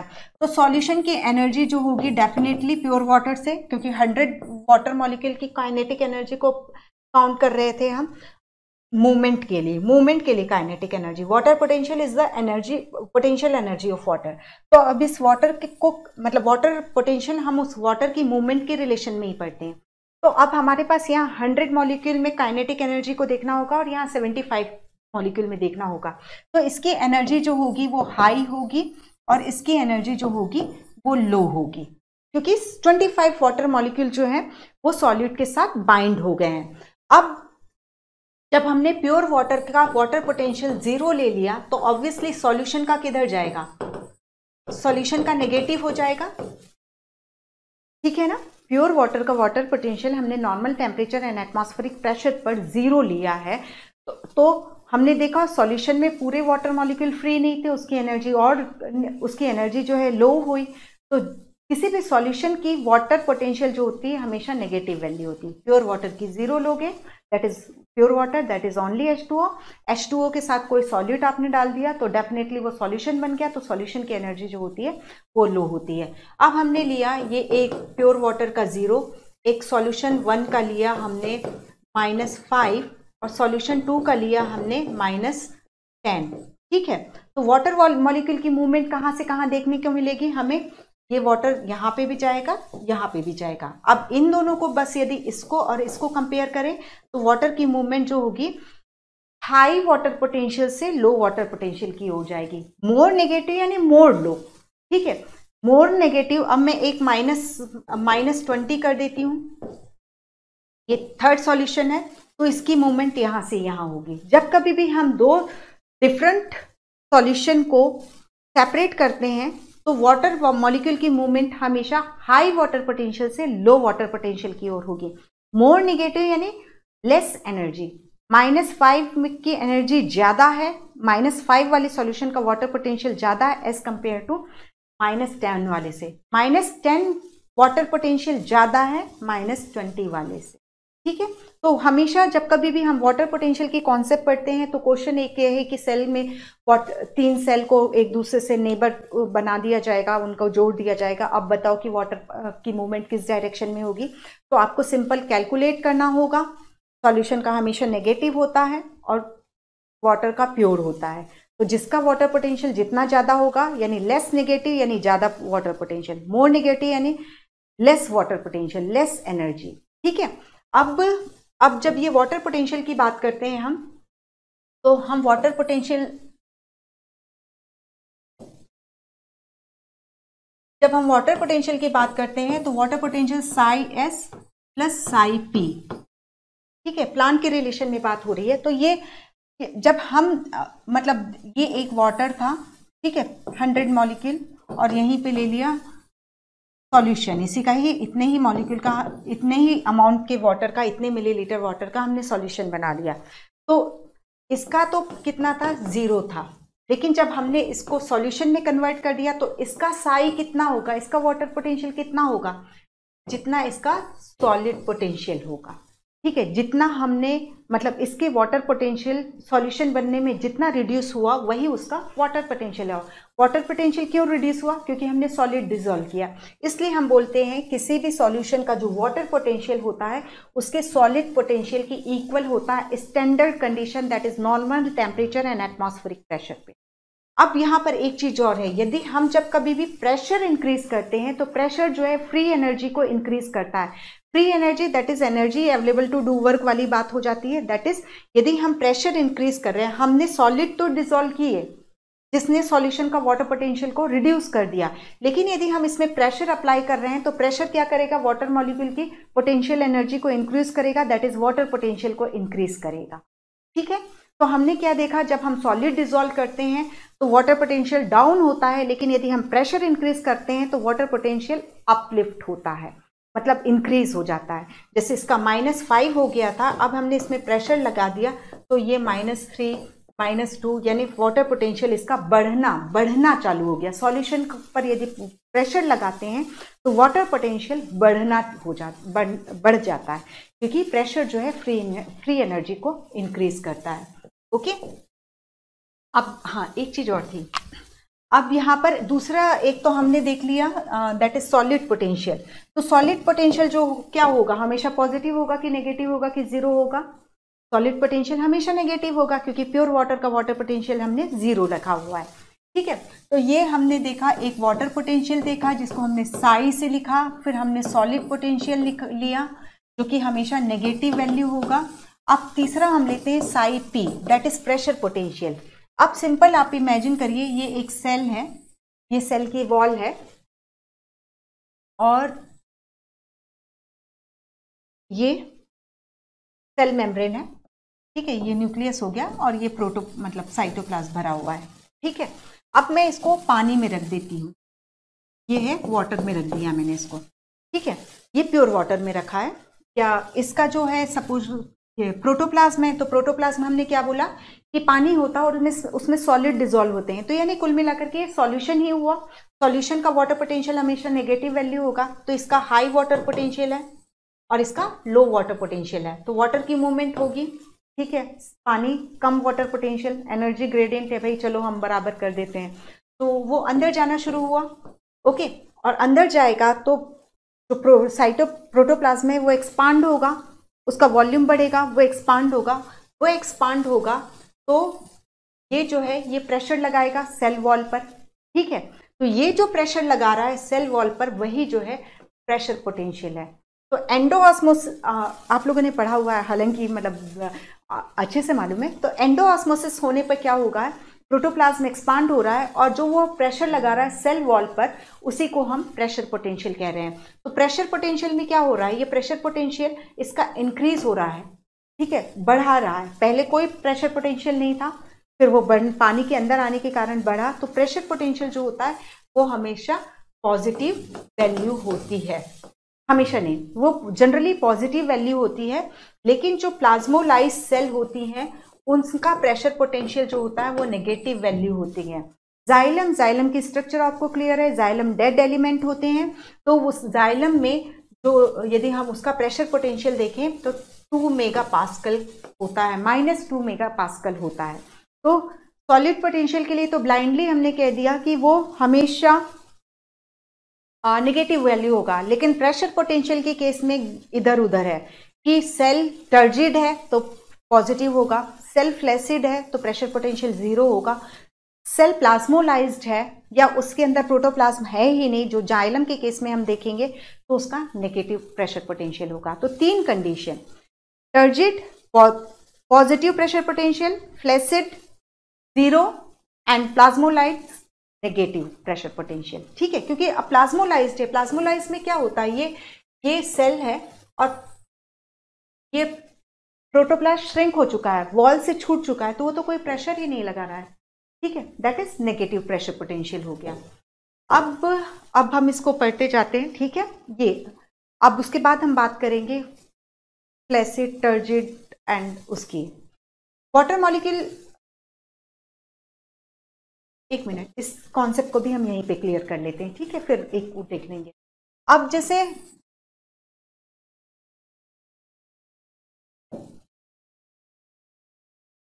अभी हमें solid potential, pressure potential and water potential, ये तीनों चीजें क्लियर है। कब कौन पॉजिटिव होना है, कब कौन नेगेटिव होना है, ये भी हमें क्लियर है, और क्यों होना है ये भी हमें क्लियर है, ठीक है। अब यहाँ पर हमने ये 3 लिया है, ठीक है। यहाँ पर cell wall, plant cell burst नहीं होती, क्योंकि सेल वॉल जो होती है नॉन लिविंग, मतलब सेल का ही सिक्रेशन होकर के सेल वॉल का फॉर्मेशन होता है, वो रिजिड स्ट्रक्चर है। अब ये जो है एक सेल में ऐसे ले रही हूँ का प्रोटोप्लाज्म, ठीक है, ये अब आप ये इमेजिन करिए कि सेल वॉल के साथ लगा हुआ है, मैंने इसको पानी में रखा, ठीक है, और ये सेल है, तो एंडोऑस्मोसिस हुई, और एंडोऑस्मोसिस होने के कारण प्रोटोप्लाज्म जो है एक्सपांड हो गया, इसको मैं टर्जिड बोल रही हूँ, ठीक है। अब एक सेल और मैंने ली, इसमें भी ये सेल प्रोटोप्लाज्म लगा हुआ है, ठीक है। इसका सपोज इसका वाटर पोटेंशियल जो है -10 है, और बाहर वाले का भी -10 है, ठीक है। और यहाँ पर हमने देखा इसका -10 है और इसका 0 है, इसका वाटर पोटेंशियल मैंने क्या लिया है 0, और इस सेल का प्रोटोप्लाज्म का वाटर पोटेंशियल मैंने -10 लिया, ठीक है। तो और यहाँ दोनों का बराबर लिया, और तीसरे केस में हम ले रहे हैं, ये है यहाँ पर इसका -10 है, इसको ऐसे सॉल्यूशन में रखा है जिसका -10 है, और ये -20 ले लेती, और इसको मैं -10, क्लियर। ये 3 कंडीशन है। तो यहाँ पर क्या है, ये प्योर वाटर में रख दिया, एंडोऑस्मोसिस होगी, एंडोऑस्मोसिस हुई, सेल एक्सपांड हुई, और जो प्रोटोप्लाज्म है उसने सेल वॉल पर प्रेशर देना शुरू किया। जैसे मैं दीवार के सहारे खड़ी हो जाऊं या बोर्ड के सहारे, नहीं खड़ी होंगी मैं बोर्ड के सहारे, बट एक इमेजिन करिए मैं इस बोर्ड को अपने बैक से पुश कर रही हूँ, वो कंडीशन हो गई टर्जिड में। तो यहाँ प्रेशर पोटेंशियल जो है पॉजिटिव वैल्यू होगा। तो हमने क्या फॉर्मूला रखा है, किसी भी सॉल्यूशन का जो वाटर पोटेंशियल होता है वो psi-s + psi-p होता है। यहाँ हमने क्या लिया, psi-s हमने क्या लिया है, सॉलिड पोटेंशियल -10 लिया है, और हाँ psi-s एंड प्रेशर पोटेंशियल मैं ले लेती हूँ, पॉजिटिव वैल्यू लेना है हमें, ठीक है, 10 ले लेती हूँ, ठीक है। दूसरे केस में ये फिर से again psi-s + psi-p, psi = psi-s + psi-p, ठीक है। या सिंपल इसका हम जाइलम का ही केस लेते हैं, इसको हम ले लेते हैं, ठीक है, 10 और 2, psi-s -10 और ये -2, तो माइनस क्या होता है, प्लस हो जाता है, तो 10 और -10 और -2 प्लस होकर के कितने हो जाएंगे, -12 हो जाएंगे, ठीक है। माइनस साइन रहेगा तो वो प्लस किया जाएगा, और साइन तो वो माइनस वाला ही लगेगा। यहाँ पर हमने ये हमारी आइसोटोनिक है, एसिड है, एसिड के केस में क्या हुआ, प्रेशर पोटेंशियल 0 हो जाएगा। अभी हम इसको एक्सप्लेन करते हैं, इसको -10 लिया है, ठीक है। तो जो वाटर पोटेंशियल है फ्लैसिड सेल में वो उसके psi-s दैट इज -10 के इक्वल हो गया, ओके। तो सिंपल है, पहले हम इसको समझ रहे हैं, दैट इज नहीं, पहले हम इसको समझ टर्जिड को। टर्जिड के केस में ये हुआ, दैट इज -10 और प्रेशर पोटेंशियल 10 लिया हमने, ठीक है। ये इसने यहाँ पर प्रेशर लगाया, एंडोऑस्मोसिस हुई, प्रोटोप्लाज्म ने सेल वॉल पर प्रेशर लगाया, और सेल वॉल ने उतने ही अमाउंट में प्रोटोप्लाज्म पर प्रेशर लगाया।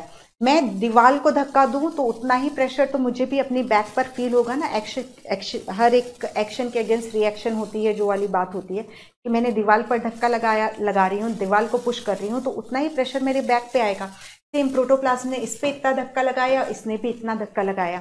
तो यहाँ पर क्या हुआ, सॉल्यूशन हमने जो सॉलिड पोटेंशियल है -10 लिया, और जो प्रेशर पोटेंशियल है टर्जिड, क्योंकि विंडो ऑस्मोसिस हो रही है, वाटर एक्सपांड हो रहा है, तो ये प्रेशर पोटेंशियल सपोज 10 था, तो -10 + 10 कितनी वैल्यू आ गई, दैट इज 0 आ गई। तो टर्जिड, जो सेल टर्जिड होती है तो उसका वाटर पोटेंशियल कितना होता है, दैट इज 0 होता है। आइसोटोनिक सॉल्यूशन, ये हमने किसको, ये सब बाहर का सॉल्यूशन क्या था, हाइपोटोनिक, सेल के कंपैरिजन में डाइल्यूट था, सेल के कंपैरिजन में ज्यादा एनर्जी वाला था। अब मैंने इसी सेल को ऐसे सॉल्यूशन में रखा जिसका जो कॉन्सेंट्रेशन है सेम है। यदि सेल का -10 है तो ये सेल का सॉलिड पोटेंशियल -10 है, तो आउटर सॉल्यूशन का भी वो -10 है।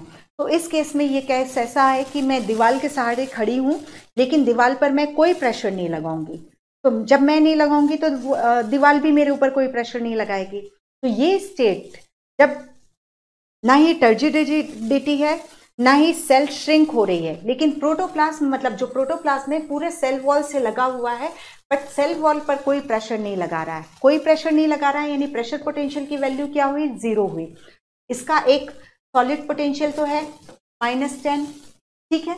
तो ये फ्लैसिड के केस में, यानी जब हम सेल को आइसोटोनिक सॉल्यूशन में रखते हैं, तो जो वाटर पोटेंशियल की वैल्यू होती है वो सॉलिड पोटेंशियल के इक्वल होती है। क्लियर हुआ।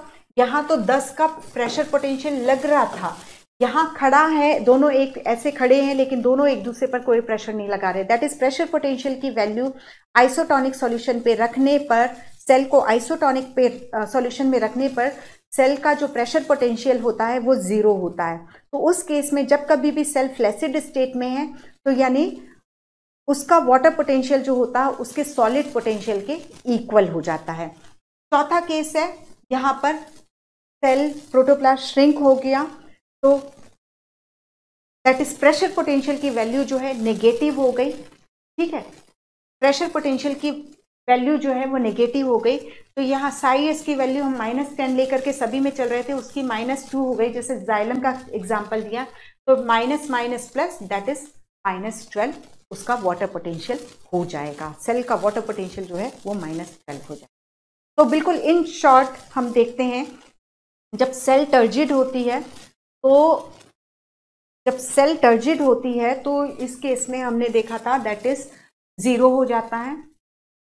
इसमें आइसोटोनिक सॉल्यूशन में रखने पर वाटर पोटेंशियल जो होता है सॉलिड पोटेंशियल के इक्वल होता है, और मोर नेगेटिव जो हो जाता है, नेगेटिव वाटर पोटेंशियल हमें कब देखने को मिलता है, जब सेल प्लाज्मोलाइज्ड हो चुकी है, ठीक है। इसका मोर नेगेटिव हो गया, जब इसको पानी में रखेंगे तो बहुत जल्दी से पानी उसमें जाएगा, ठीक है। तो हाइपरटोनिक दैट इज सेल के, मतलब हम अभी ये प्लांट वाटर रिलेशनशिप बोल रहे हैं, तो जब आउटर सेल सॉल्यूशन जो है मोर कॉन्सेंट्रेटेड है तो हाइपरटोनिक होगा, हाइपरटोनिक होगा तो एक्सोऑस्मोसिस होगी, ठीक है। एक्सोऑस्मोसिस होने पर सेल प्लाज्मोलाइज्ड होगी, उसने ये सेल वॉल को छोड़ दिया और प्रोटोप्लाज्म अंदर श्रिंक होकर के बैठा हुआ है। और सेल वॉल किस नॉन लिविंग होती है, तो ये एरिया में क्या भर जाएगा, यहाँ पर हाइपरटोनिक सॉल्यूशन भर जाएगा, क्योंकि सेल वॉल को सिलेक्शन की कैपेबिलिटी नहीं है, ये हाइपरटोनिक सॉल्यूशन रश करेगा अंदर और यहाँ पर हो जाएगा, ठीक है। ये भी क्वेश्चन दिया हुआ है एनसीईआरटी में। देन यहाँ के केस में, आइसोटोनिक के केस में हमने देखा जो वाटर पोटेंशियल होता है सेल का वो सॉलिड पोटेंशियल के इक्वल हो जाता है, और यहाँ पर वाटर पोटेंशियल जो होता है वो 0 हो जाता है, ठीक है। तो ये 3 कंडीशन आपको हमेशा किसी भी कंडीशन में याद रखना है। तो 3 सेल को जोड़ करके दे देगा। अब आपको सिंपल देखना है कि किसका वाटर पोटेंशियल ज़्यादा है या किसकी लेस नेगेटिव वैल्यू है, वहाँ से पानी निकल करके दूसरे सेल में जाएगा। ये कैलकुलेशन सबको आती है, माइनस माइनस प्लस होता है, साइन माइनस होता है, माइनस प्लस होता है साइन तो वो माइनस हो जाता है, और जो बड़ा रहता है, बड़ा डिजिट रहता है, उसका साइन लगा दिया जाता है, ठीक है। तो इस तरीके से इसको हमें देखना है। इसमें वाटर पोटेंशियल में यही चीज़ें हैं जो क्वेश्चन बनती हैं, ठीक है। Water molecule possess kinetic energy. Water potential is the potential energy of potential energy of water molecule है, ठीक है।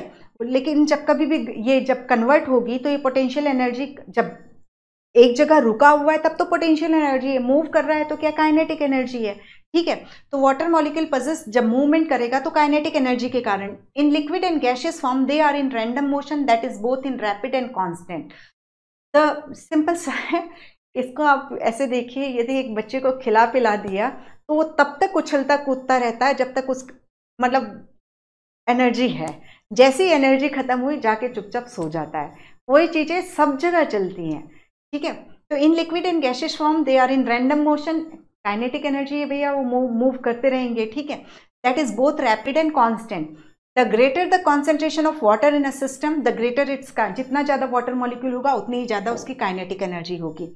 Hence it is obvious that the pure water will have the greatest water potential.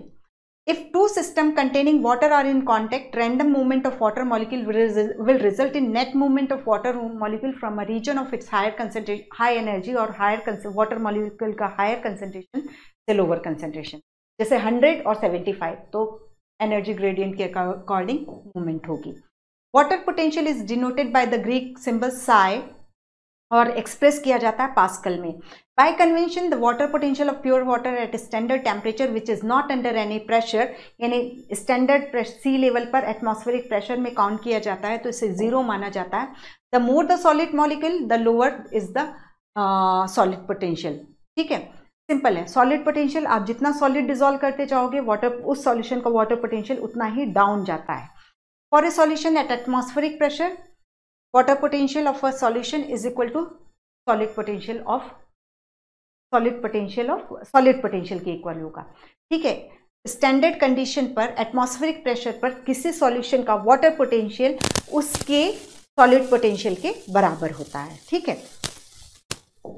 Then if a pressure greater than atmospheric pressure, again pressure increase करने पर free energy increase होगी जिससे water potential increase होगा, ठीक है।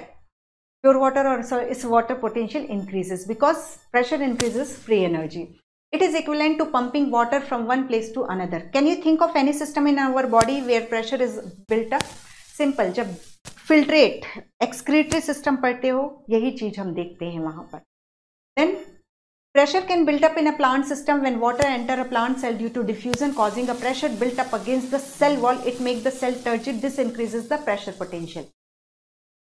इसको हमने देखा था, पॉजिटिव भी है, फ्लैसिड के केस में इसकी वैल्यू 0 थी और टर्जिड प्लाज्मोलाइज्ड के केस में प्रेशर पोटेंशियल की वैल्यू नेगेटिव थी। 3 कंडीशन हमने क्लियर देखी है। टर्जिड सेल में pressure potential positive, flaccid cell में प्रेशर पोटेंशियल 0 और प्लाज्मोलाइज्ड के केस में ये नेगेटिव हो जाता है। Pressure potential is usually positive, though in plant negative potential or tension in the water column in the xylem play a major role in water potential.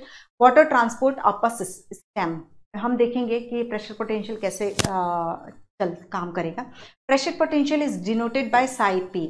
Water potential of a cell is affected by both solid and pressure potential. हाँ, ये important है। जितना ज़्यादा solid होगा उतना ही lower water potential होगा और pressure potential ज़्यादा होगा। मतलब हाँ, वो किसी भी सिस्टम का हमने अभी देखा है, ये प्रेशर नहीं बोल रहा है, ये प्रेशर पोटेंशियल की बात कर रहा है और मैं एक्चुअली उसको प्रेशर इंक्रीज करने के पॉइंट ऑफ व्यू से एक्सप्लेन करने जा रही थी। यहाँ पर सिंपल हमने देखा वाटर पोटेंशियल का फॉर्मूला ही ये 2 चीज पर डिपेंड करे, ठीक है। तो नेक्स्ट ऑस्मोसिस हमने अभी पूरा अच्छे से समझा है, ठीक है।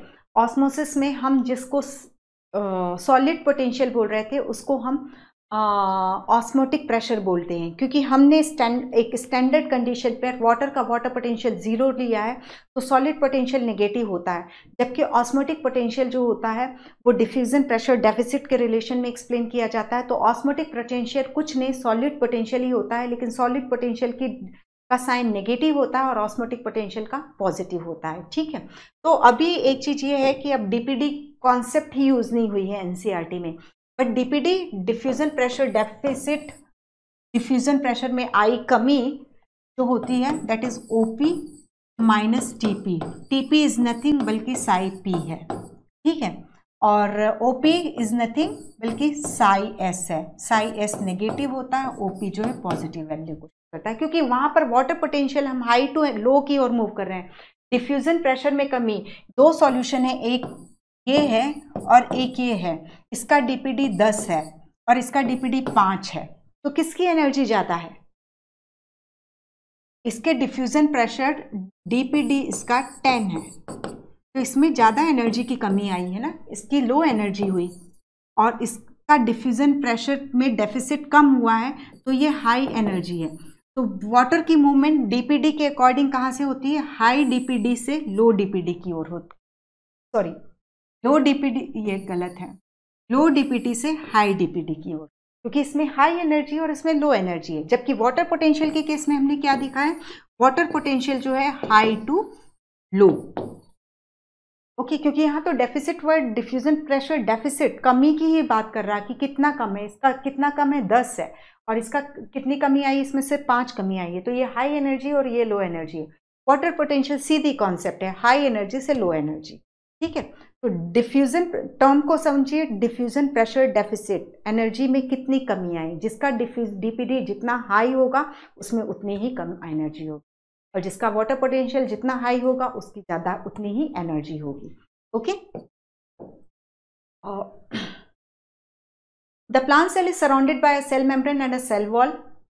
The cell wall is freely permeable. हमने क्लियरली देखा है सेल वॉल जो होती है सेल का ही सिक्रेशन होता है, वो डेड होती है, नॉन लिविंग होती है और फ्रीली परमेएबल होती है, बस लार्ज मॉलिक्यूल को वो अपने से जाने नहीं देगी। सेल में, हाँ, in plant the cell usually contain a large central vacuole whose content the vacuolar sap contribute to the solid potential। हाँ, हमने देखा था कि वो जो साइटोलॉजी में कि लार्ज सेंट्रल वैक्यूल है उसकी मेम्ब्रेन टोनोप्लास्ट कहलाती है, और उसके अंदर जो भरा रहता है वो सेल सेप कहलाता है। तो सेल सेप में डिफरेंट सॉल्यूट डिजोल्व रहते हैं, तो कोई भी सेल का जो वाटर पोटेंशियल बन रहा है वो उसका कंट्रीब्यूट, वो जो है सेल सेप कंट्रीब्यूट करता है मेनली इन प्लांट सेल। हाँ, एक चीज़ और याद रखना, जब सेल से जब कभी भी एक्सोऑस्मोसिस होगी, यानी सेल से पानी निकल करके बाहर जाएगा, तो पहले साइटोप्लाज्म से जाता है, फिर उसके बाद वैक्यूल से निकलना शुरू होता है। ये एनसीईआरटी में भी दिया है, बट एक इंपॉर्टेंट पॉइंट है वो। In plant cell, the cell membrane and the membrane of the vacuole, the tonoplast together are important determinant of movement of molecule in or out of the cell। ठीक है, दोनों ही मिलकर के decide करते हैं, मतलब सीधे से उसका वाटर पोटेंशियल ये सब मिलकर के डिसाइड कर रहे हैं, साइटोप्लाज्म और सेल से मिलकर डिसाइड कर रहे हैं। Then the net direction and rate of osmosis depend on both the pressure gradient and concentration। अब एक इम्पॉर्टेंट पॉइंट है कि ऑस्मोसिस किस पे डिपेंड करता है? प्रेशर ग्रेडियंट पर और कॉन्सेंट्रेशन ग्रेडियंट पर, ठीक है। जितना ज़्यादा कॉन्सेंट्रेटेड सॉल्यूशन होगा उसकी एनर्जी, सॉल्यूशन बोल रही हूँ, ठीक है, जितना ज़्यादा कॉन्सेंट्रेटेड सॉल्यूशन होगा उसकी एनर्जी उतनी ही कम होगी। लेकिन यदि हमने प्रेशर इंक्रीज कर दिया तो वो वाटर मतलब डिफ्यूजन प्रेशर डेफिसिट में कमी लाता है, 10 था तो उसको 5 कर देगा, ठीक है। तो दो चीज़ पर डिपेंड करता है, concentration gradient and pressure potential पर। देन अब एक एक्सरसाइज दी हुई है, हमें एक एक क्वेश्चन लेना होगा। सिंपल है, पहले के 2-3 तो इजी हैं। देखो इसमें ये जो है इसका वाटर पोटेंशियल, ये ऑस्मोसिस की जब बात करते हैं तो सेमी परमिएबल मेम्ब्रेन टर्म जरूर यूज़ करते हैं। सेमी परमिएबल मेम्ब्रेन जब वर्ड यूज़ करते हैं तो वो सिर्फ सॉल्वेंट को डिसॉल्व होने देगी, ठीक है, वाटर मॉलिक्यूल की एंट्री एग्जिट को अलाउ करेगी लेकिन सॉल्यूट को नहीं आने जाने देगी, ठीक है। जबकि तो जब कभी भी ऑस्मोसिस के रिलेशन में प्लाज्मा मेम्ब्रेन को पूछा जाएगा ऑस्मोसिस के रिलेशन में, तब आपको सेमी परमिएबल मेम्ब्रेन को चूज़ करना रहता है। अदरवाइज हमें मालूम है कि उसमें मेम्ब्रेन प्रोटीन भी प्रेजेंट है, तो सिलेक्टिव आयंस जो मतलब रिक्वायरमेंट के अकॉर्डिंग आयंस भी प्लाज्मा मेम्ब्रेन को में एंट्री और एग्जिट लेते रहते हैं, ठीक है। यहाँ पे हाई एनर्जी हो जाएगी क्योंकि सॉलिड कम है और ये लो एनर्जी, तो वाटर मॉलिक्यूल की मूवमेंट इस डायरेक्शन में होगी, ठीक है। सिर्फ वाटर मॉलिक्यूल मूव करेगा, सॉलिड मूव नहीं करेंगे semi permeable membrane. Then solution of which chamber has a lower water potential, solution of which chamber has a lower solid potential. दो चीज पूछ रहा है, सॉलिड पोटेंशियल पूछ रहा है और वाटर पोटेंशियल। तो इसका हाई वाटर पोटेंशियल, इस चैम्बर का, ये चैम्बर ए का वाटर पोटेंशियल जो है हाई है, ठीक है, इसका लो है। अब सॉलिड पोटेंशियल की बात कर रहा है तो किसका हाई है किसका लो है? मोर निगेटिव यानी लेस हो जाएगा। अब एक का सॉलिड पोटेंशियल मैं -5 लेती हूँ और एक का सॉलिड पोटेंशियल मैं -10 लेती हूँ, तो किसका वाटर पोटेंशियल, किसका सॉलिड पोटेंशियल हाई है? इसका ही ना। तो किसका सॉलिड पोटेंशियल हाई होगा? ए का ही हाई होगा और इसका जो है सॉलिड पोटेंशियल लो हो जाएगा। सिंपल सा। नेगेटिव साइन को देखो, कौन सा हाई है? -5 हाई है, ठीक है। देन थर्ड है, in which direction will osmosis occur? मालूम है ए से बी की तरफ होगी। Which solution has a higher solid potential? Higher solid potential किसका देखा था हमने? ए का देखा था, -5 -10। हायर सॉलिड पोटेंशियल किसका है? ए का है। इसमें आप लोग सबको ही कंफ्यूज होते हैं कि सॉलिड पोटेंशियल को, यहाँ हम सॉलिड पोटेंशियल के सेंस में बात कर रहे हैं, ठीक है। तो -5 इज ग्रेटर देन -10, तो higher solid potential is A chamber. At equilibrium which chamber will have lower water potential? तो इक्विलिब्रियम मतलब कब तक ये ऑस्मोसिस हो जाती है? जब तक वाटर मॉलिक्यूल का कॉन्सेंट्रेशन इक्वल ना हो जाए। तो दोनों में जब इक्विलिब्रियम यानी दोनों में वाटर पोटेंशियल जो होगा वो इक्वल हो जाएगा। ओके, तो ये देखिएगा। अब यहाँ पर if one chamber has a psi of -2000 kPa and the other is 1000 kPa, which chamber that has higher water potential? अब बता दो, ये -2000 और ये -1000, हायर वैल्यू किसकी है? इसकी हो जाएगी। Less negative is has higher energy, higher water potential, ठीक है। Then what will be the direction of the movement of water when the two solution with water potential 0 megapascal and this? ये क्या सही लिखा है इन्होंने? सोचो, नहीं लिखा ना सही, क्योंकि खुद ही बोल रहे हैं कि प्योर वाटर का वाटर पोटेंशियल 0 होता है, तो किसी सॉल्यूशन का वाटर पोटेंशियल तो नेगेटिव ही होना चाहिए ना, ठीक है। तो एक्चुअली इसको यहाँ पर इन्हें नेगेटिव साइन जरूर देना था, जो नहीं दिया है, तो कॉन्सेप्ट जाती है उसमें। हम प्योर वाटर का वाटर पोटेंशियल 0 ले रहे हैं, तो सॉल्यूशन का तो हम नेगेटिव ही लेंगे, क्योंकि सॉलिड प्रेजेंट है तो वो एनर्जी को लोअर डाउन करेंगे ही करेंगे। तो यहाँ पर मूवमेंट किसकी तरफ से होगी? -1 यानी higher energy, -0.2 that is lower energy. तो वाटर की मूवमेंट जो होगी दैट इज दिस साइड होगी। ओके, ये हमारी एक्सरसाइज कंप्लीट है। यहाँ पर अब सिंपल सा है, यहाँ पर ये एक ऑस्मोमीटर इन्होंने शो किया है। ओके, ऑस्मोमीटर में सिंपल क्या किया है कि ये इतना पोर्शन ग्लास का बना हुआ है, कांच का बना है, तो कांच है तो दैट इज वाटर के लिए इम्परमिएबल होगा, एज यूजुअल मालूम ही है। अब यहाँ पर हमने ये जो लाइट येलो कलर की, ठीक है, दिखाई दे रही है, वो एग की मेम्ब्रेन है। एक अंडे को थोड़ा सा फोड़ के उसका योक एंड एल्बुमिन को हमने बाहर निकाल दिया, फिर इस एग को हमने हाइड्रोजन क्लोराइड में रख दिया, ठीक है। तो एग का जो शेल है वो कैल्शियम कार्बोनेट का बना है, जो HCl से रिएक्ट करके डिसॉल्व हो जाएगा। बचेगी सिर्फ एग मेम्ब्रेन, जो कि सेमी परमिएबल नेचर की होती है। मैंने उसको रबर बैंड के थ्रू इसमें फिक्स कर दिया। फ्लास्क के अंदर मैंने सॉल्यूशन रखा है, ठीक है, सुक्रोज सॉल्यूशन रख लिया। अब सुक्रोज इसमें ये प्योर वाटर है, ये प्योर वाटर है, और ये यहाँ पर वाटर प्लस सुक्रोज है। तो यहाँ इसका वाटर पोटेंशियल लो हो जाएगा और इसका हाई हो जाएगा, तो यहाँ से पानी अंदर मूव करेगा, ठीक है, दैट इज फ्लास्क की तरफ जाएगा।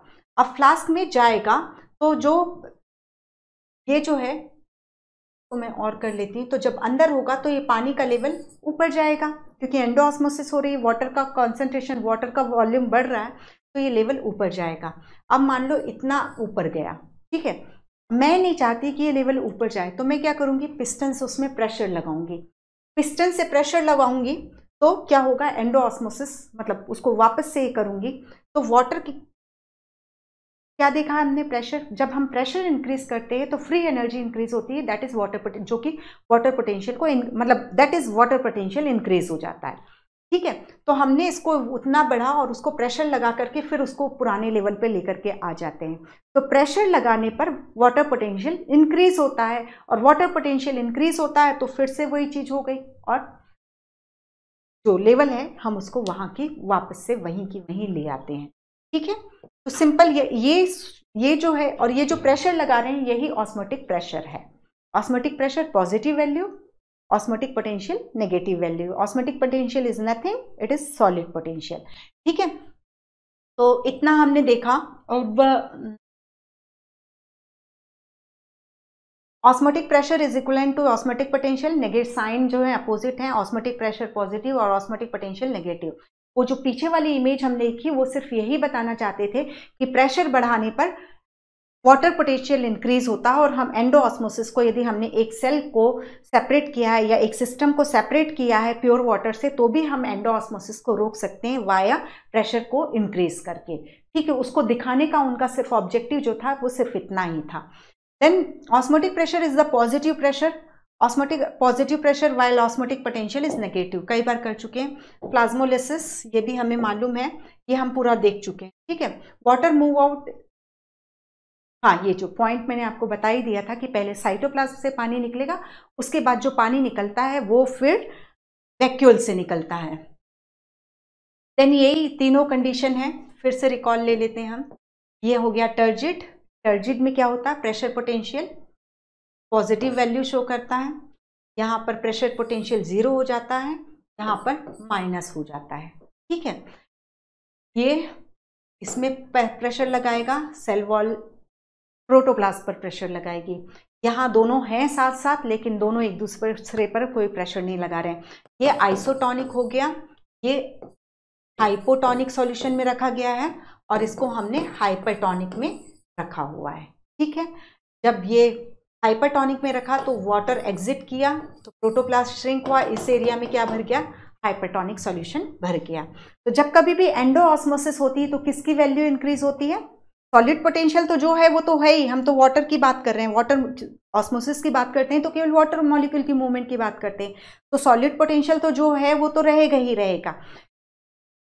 क्या बढ़ रहा है, that is pressure. Endo osmosis होने पर प्रेशर पोटेंशियल इंक्रीज होता है, एक्सो ऑस्मोसिस होने पर प्रेशर पोटेंशियल, जो भी सेल है, जैसे हमने इस फ्लैसिड सेल को या इसी टर्जिड सेल को मैंने हाइपरटोनिक सॉल्यूशन में रख दिया, तो जो वहाँ 10 आ गई थी वैल्यू, वो -2 चली गई, दैट इज प्रेशर पोटेंशियल। जब कभी भी एक सेल को हम दैट इज हाइपरटोनिक सॉल्यूशन में रखते हैं तो प्रेशर पोटेंशियल डिक्रीज होता है, नेगेटिव वैल्यू में जाना शुरू हो जाता है, क्योंकि वो पहले उसको आइसोटोनिक में लाएगा, मतलब फ्लैसिड स्टेट में लाएगा, दैट इज प्रेशर पोटेंशियल की वैल्यू 0 करेगा, और फिर और पानी निकाल देगा तो प्रेशर पोटेंशियल नेगेटिव हो जाएगा।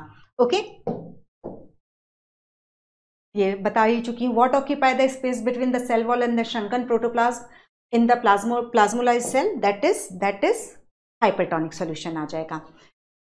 when water flow into the cell and out of the cell and are in equilibrium, the cell are, हाँ मतलब जब हम सेल को आइसोटोनिक सॉल्यूशन में रखते हैं तो वाटर की मूवमेंट हो रही है, लेकिन नेट एक्सचेंज जो होता है वो 0 होता है। तो आइसोटोनिक सॉल्यूशन में रखने पर ऐसा नहीं है कि वाटर का वॉल्यूम सेल के अंदर इंक्रीज हो रहा है या आउटर सॉल्यूशन में इंक्रीज हो रहा है, आना घूमना फिरना चालू है, 100 अंदर आ रहे हैं तो 100 बाहर जा रहे हैं। ठीक है, तो फ्लैसिड स्टेट में प्रेशर पोटेंशियल 0 हो जाता है, और क्या बोल रहा है एक चीज और, इक्विलिब्रियम स्टेट में रहेगा, 100 अंदर 100 बाहर, तो इस स्टेट को हम फ्लैसिड स्टेट कहते हैं। Turgor pressure is ultimately responsible for enlargement and extension growth of cell. ये चीज, ये इंपॉर्टेंट पॉइंट है। ठीक है, तो टर्गर प्रेशर के कारण जैसे सेल इतनी छोटी है, वो इनलार्ज हो रही है, साइज में इनलार्ज हो रही है, मेटाबॉलिज्म से प्रोडक्ट बन रहे हैं, उसके अलावा जो इनलार्जमेंट होता है किसी भी दैट इज सेल का, वो due to turgor pressure. Then type of flaccid cell मालूम है, लिख जरूर मतलब नहीं मालूम है तो जरूर सोचो, मैं या कई बार बता चुकी हूँ। Which organism other than plant possess cell wall, fungi हो गया, फंजाई में सेल वॉल प्रेजेंट है। देन प्रोकैरियोट्स में सेल वॉल प्रेजेंट है, जो कि पेप्टिडोग्लाइकन की बनी होती है, और आर्की बैक्टीरिया में प्रोटीन एंड कार्बोहाइड्रेट की। मोनेरा के केस में हम स्पेसिफिकली पेप्टिडोग्लाइकन बोल देते हैं, जो नाग एंड नाम की अल्टरनेट यूनिट से मिलकर के बनी होती है। अब इम्बिबिशन, अभी हमने देखा कि पानी को अंदर कर दिया हमने, सॉल्यूशन में मतलब बनवा दिया कि कुछ मतलब पूरे मूवमेंट को अंदर कराया। इम्बिबिशन में बस आप इतना समझिए कि इम्बिबिशन जो होता है, यहाँ पर भी जो वाटर मॉलिक्यूल का है वो उसका प्रेशर कॉन्सेंट्रेशन ग्रेडियंट होना जरूरी है। ठीक है, यदि हमें कभी वाटर को, ये एक सब्सटेंस है, हाइड्रोफिलिक होना चाहिए, एक रिक्वायरमेंट ये है। अब इससे इसका जो, जैसे इसमें प्रोटीन है यहाँ पर, तो प्रोटीन में आकर के वाटर मॉलिक्यूल एडहेयर हो, तो यहाँ पर वाटर का हायर कंसंट्रेशन होना चाहिए, यहाँ पर लोअर कंसंट्रेशन। तो जैसे हमने फैसिलिटेटेड डिफ्यूजन में देखा था, तो डिफ्यूजन में तो अंदर वाली बात हो जा रही थी। यहाँ पर ये जो एक हाइड्रोफिलिक मॉलिक्यूल है उसके सरफेस पर ये वाटर मॉलिक्यूल अडेयर होगा। ये नहीं कि मतलब मॉलिक्यूल की बात कर रहे हैं, यहाँ सेल की बात नहीं कर रहे हैं। जबकि एब्जॉर्प्शन के केस में पानी सीधे अंदर पहुंच गया, एंडोऑस्मोसिस में सेल के अंदर पहुंच गया। जबकि जब इम्बिबिशन की बात करेंगे तो हम एड्जॉर्प्शन की बात करते हैं, एड्जॉर्प्शन, ठीक है। तो इम्बिबिशन जो ये रहता है वो उसमें ये रहता है कि हाइड्रोफिलिक सब्सटेंस होना चाहिए। और दूसरी चीज हम देखते हैं दैट इज, एक्सक्यूज मी,